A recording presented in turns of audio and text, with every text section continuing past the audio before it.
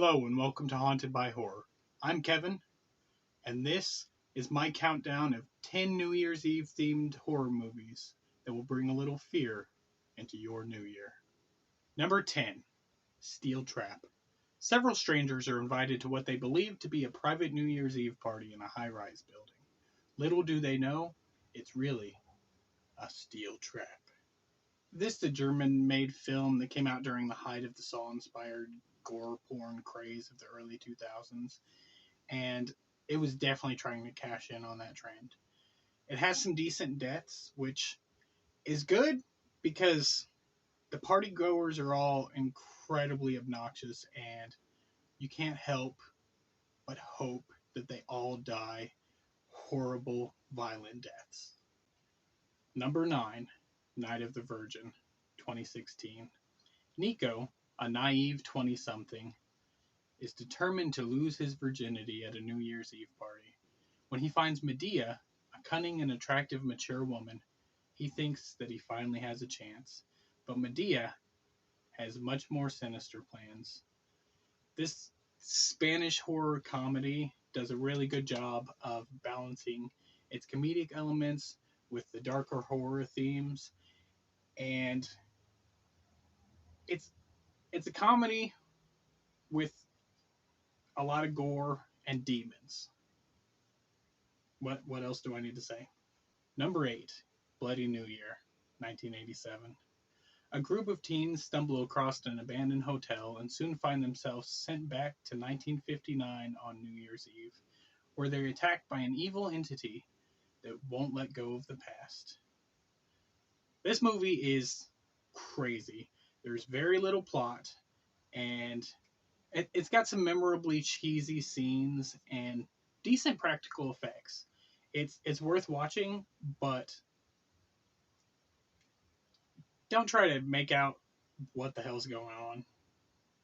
Number 7, Ghost Keeper, 1980. Inclement weather forces a group of people to seek shelter in an abandoned hotel in the Rocky Mountains.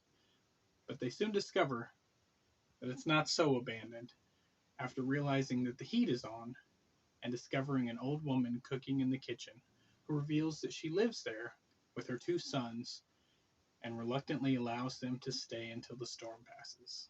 This movie came out a year after The Shining, and it's very heavily inspired by that. It's also a fucking Wendigo movie, so that's interesting. Um, Another interesting thing is that they actually ran out of money halfway through filming this movie, and so they had to rush through the rest of the production in order to finish filming before all their equipment was taken back. So half of the movie was shot with very, very little script revision, practically no rehearsals, and as few takes as possible. And still, the film manages to very effectively build atmosphere and suspense. And it's a B movie. It's definitely worth a watch though. Number 6, End of Days, 1999. Arnold Schwarzenegger plays a troubled former NYPD detective who will stop at nothing to save a woman who's been handpicked to give birth to the Antichrist in End of Days. This movie is set just before the dawn of the new millennium, and good and evil must battle in a final standoff. This is the creative, tightly scripted, thought-provoking, slow burn full of incredibly nuanced characters, hailed by audiences and critics alike as one of the best thrillers of the 1990s, and winner of Best Picture, Best Director, and Best Actor for Schwarzenegger's incredible performance. No, I'm just fucking with you. This is an Arnold Schwarzenegger movie. It's a dumb action thriller movie about the Antichrist. But it's entertaining as hell. Number 5, Resolution, 2001. On the last night of the millennium, a distraught lawyer takes revenge on a group of partygoers on New Year's and forces them at gunpoint to reveal their deepest, darkest secrets.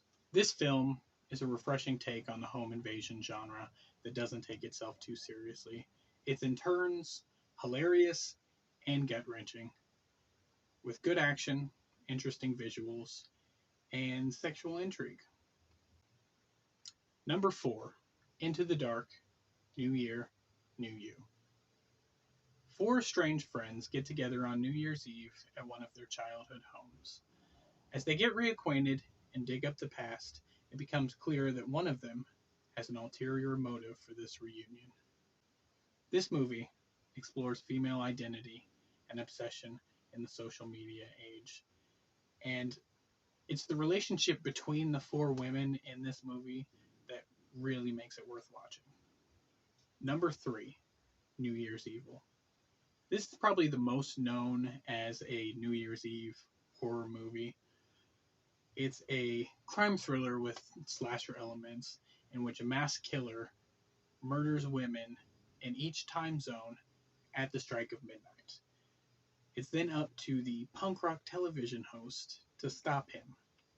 This movie has a unique, kind of gimmicky plot. It's really just dumb slasher fun. It's interesting that he's trying to kill someone in each time zone at the strike of midnight, and he calls into this New Year's Eve show that's in the West Coast with the recordings, the sound recordings of each of the victims that he kills. It's not a great movie, but if you're looking for a dumb slasher movie to watch on New Year's Eve, this is it. Number 2, Terror Train. A mean-spirited prank haunts several medical students. Years later, they celebrate New Year's Eve with a costume party aboard a train. Everyone is expected to stay in costume all night and party it up. Things are fun, and the students are blowing off steam, when suddenly, people start disappearing. The students realize too late, and while trapped on a train, that there's a serial killer on the loose. But everyone's in costume, and they can't tell who's who. Will they survive, or will this train be their final destination? There were absolutely tons of these whodunit slasher films that came out during this period. But what sets this one apart is the location on a train and the serial killer's clever way of avoiding detection by constantly changing costumes. It stars Jamie Lee Curtis in her heyday, and it was shot just days after prom night. It's also one of the only films that David Copperfield ever acted in. He basically plays himself, and so you have an early 80s slasher film with Jamie Lee Curtis, a killer that has a ton of costume changes, and fucking David Copperfield. Why aren't you watching this movie right now? I mean, finish this list. I still got one more. But then, watch this movie. And finally, number 1, Into the Dark, Midnight Kiss, 2019. Friends celebrating New Year's Eve together find themselves the targets of a masked killer who has an unknown grudge against everyone in this tight-knit group. What starts off as just another in a long line of pointless slasher movies ends up being much more deep than we ever could have asked for. Openly gay director Carter Smith captures the subculture with know-how while delving into the delicate intricacies of queer friendships. The horror aspects are less than novel, but Midnight Kiss more than makes up for it in other ways. And that's why it's number 1 on this list. Alright, well, thank you for watching this video. Have a happy new year.